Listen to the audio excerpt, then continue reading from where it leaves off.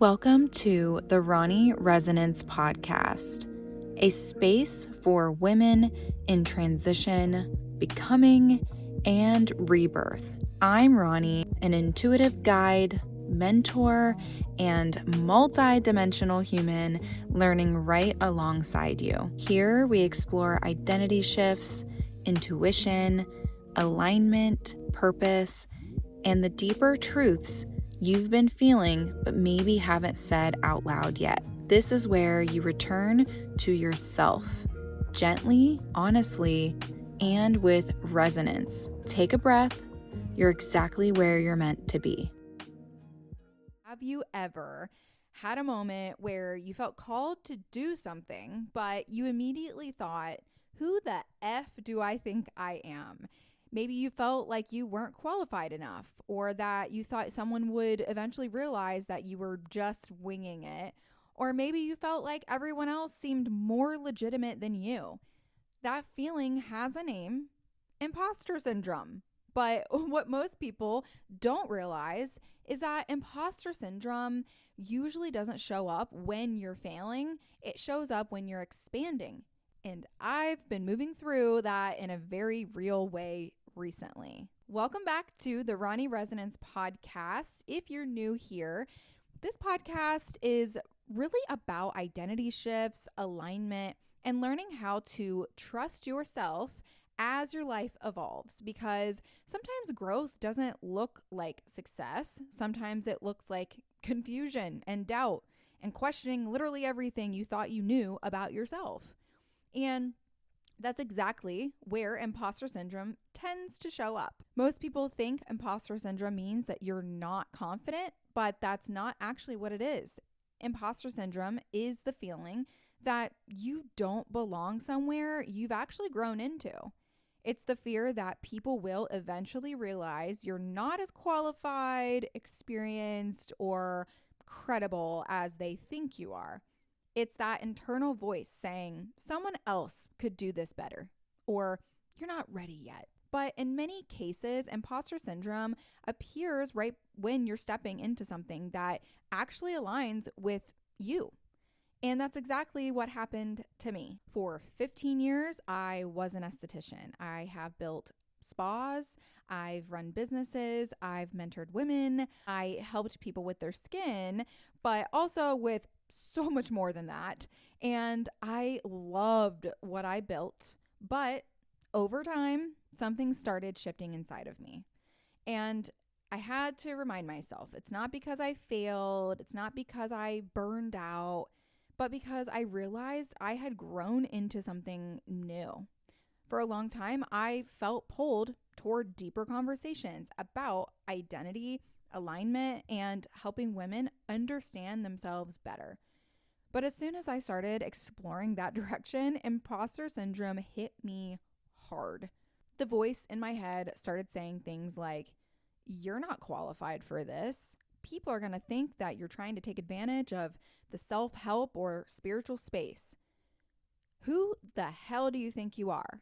And one thought that kept coming back over and over again, you're just an esthetician. That word, just, carries a lot of weight. Aesthetics is a trade career, and unfortunately, there are still assumptions that come with that. People often assume that if you went to beauty school instead of college, you must not be as intelligent or capable. So when I started stepping into deeper conversations about alignment and inner authority, part of me felt like I had to defend myself before anyone even questioned me. I compared myself to people with degrees, people with certifications, people who had formal training in the spaces that I was stepping into. Meanwhile, I had 15 years of real world experience running a business, mentoring women, navigating life transitions, and helping people through more than just skincare. But because all of that didn't come with traditional credentials, I minimized it. And that's when I realized something very important. Imposter syndrome isn't really about competence. It's about legitimacy. It's about believing that your lived experience isn't enough unless it's validated by a system. When I started reflecting on it, I realized this pattern actually showed up earlier in my life, as they typically do. When I was in middle school, I had an IEP 504 plan for my ADHD.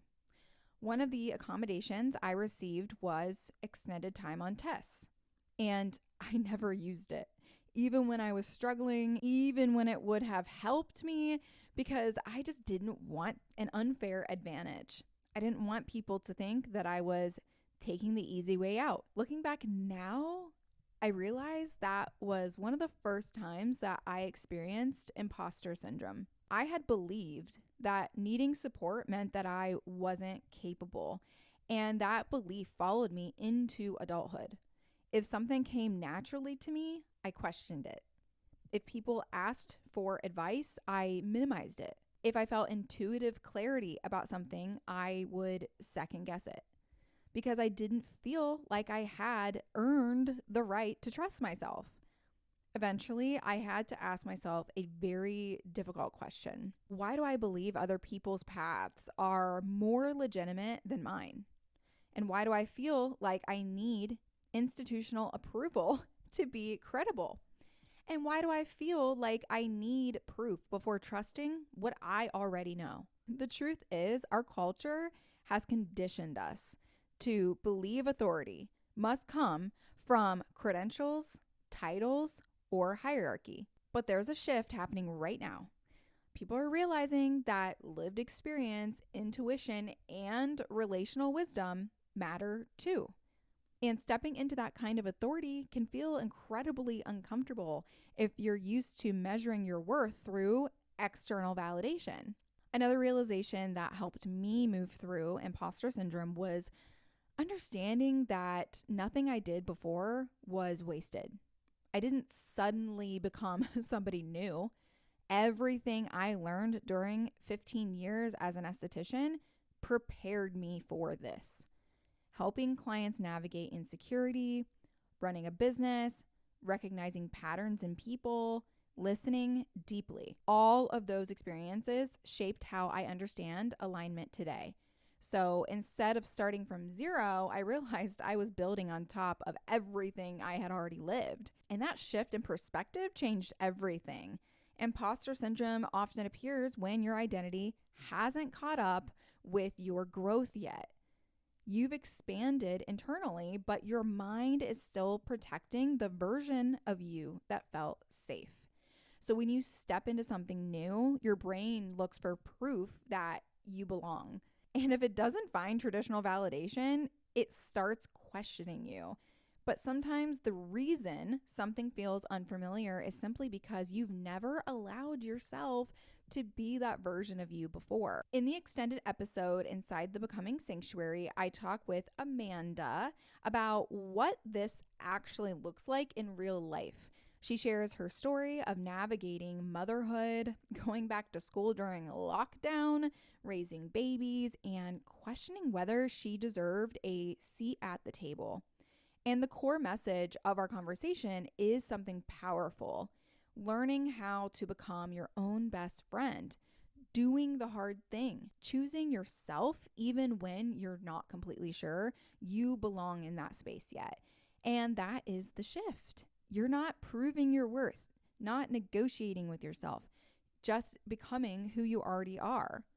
If you're listening to this and realizing you're in a similar moment where you know something in your life is shifting, but you're not quite sure what direction to move in, that's exactly what my alignment readings are designed for.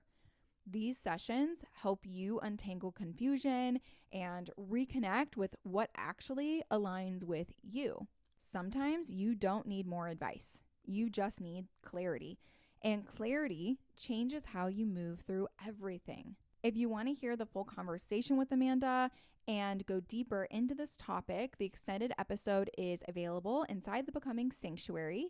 That is where I share longer conversations, deeper reflections, and the behind the scenes parts of identity shifts that we usually don't talk about publicly.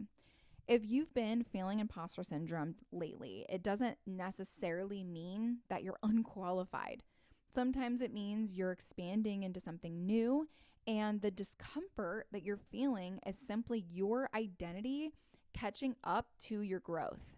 You're not behind, you're not faking it, you are integrating. And sometimes the only proof that you need is the fact that you feel called to do something. I'm going to leave you with a clip from the extended episode. I'll see you in next week's episode. I realized I didn't need to define myself or choose a particular path. I am who I am. I'm Amanda. What does that mean to you? That's so interesting. I'm so glad you asked me that. One time my stepdad told me when I was younger, Mandy, nobody's going to pay you to be you. Like you need to. And I thought, hold my beer. Nobody pays me to be me, but I do find that just being my true self and jumping into a project with an open mind actually gets me a lot further than coming in with an agenda and really using my big brain and my tools that I've put together to attack a problem makes me happy, I guess. Oh, for sure.